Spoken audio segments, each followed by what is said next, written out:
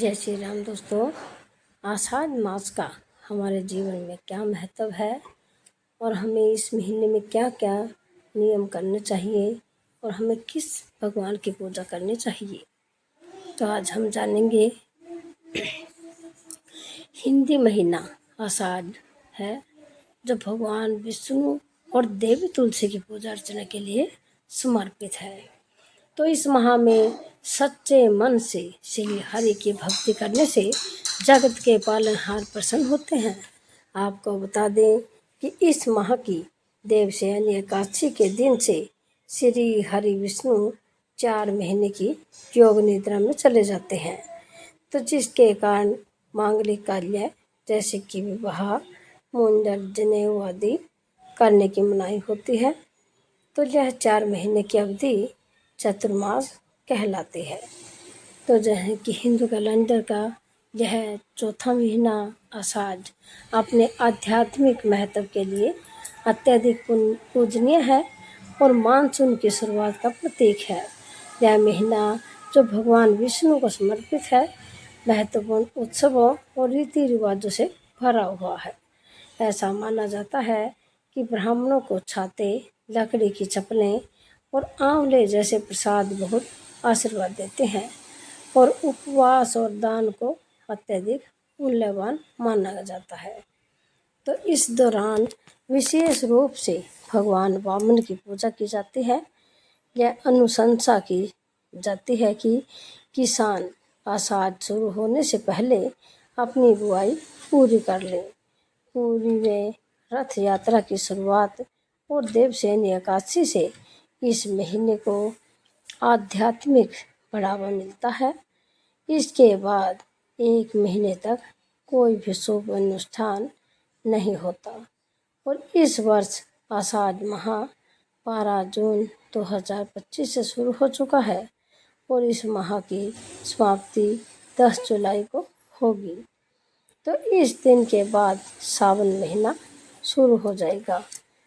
जाने इसका महत्व, आषाढ़ महीने का महत्व क्या है।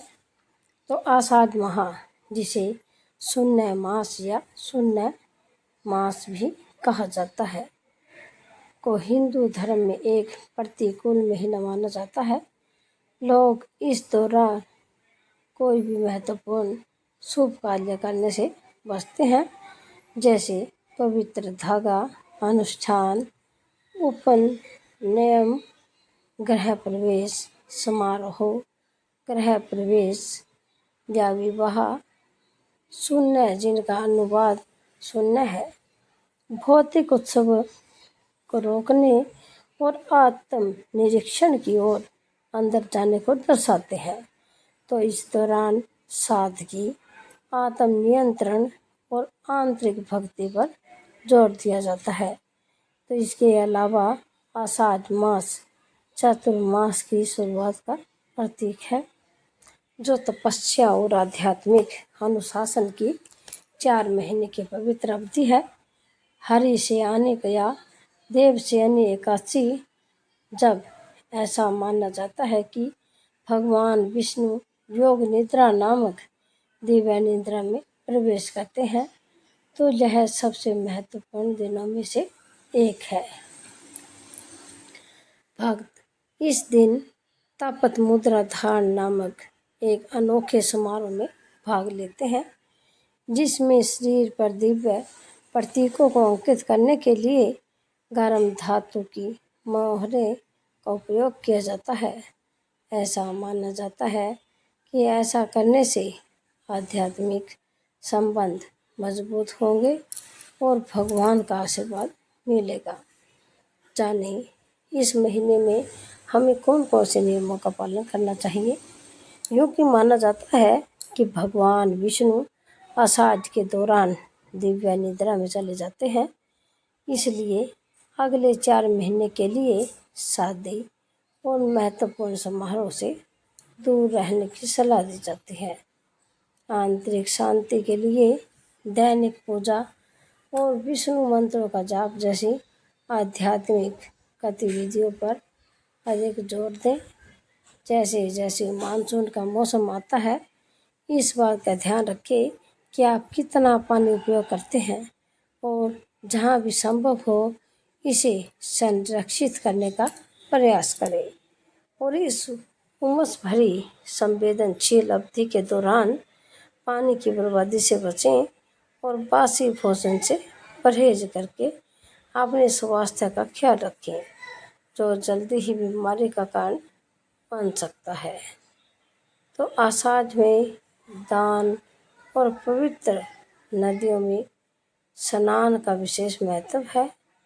आध्यात्मिक योग्यता के लिए पानी पीते समय भगवान सूर्य देव की पूजा करें और एकादशी, अमावस्या या पूर्णिमा पर घड़ा, छाता या नमक जैसी व्यावहारिक चीजें दें। इस महीने पत्तेदार सब्जियां खाने से बचें क्योंकि इनमें दूषित पदार्थ या कीड़े होने की संभावना अधिक होती है।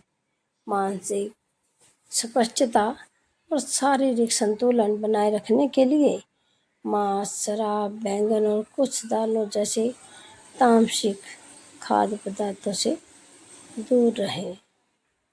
और इस महीने भगवान हनुमान, माँ दुर्गा, भगवान शिव और भगवान विष्णु की पूजा करने से ग्रह दोषों के नकारात्मक प्रभाव को कम किया जा सकता है। इस प्रकार की भक्ति का अभ्यास करने से आपको अपने जीवन में अदृश्य चुनौतियों पर काबू पाने और सकारात्मक और आंतरिक शक्ति लाने में मदद मिल सकती है।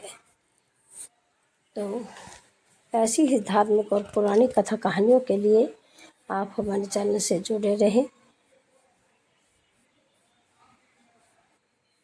और यदि आपको हमारी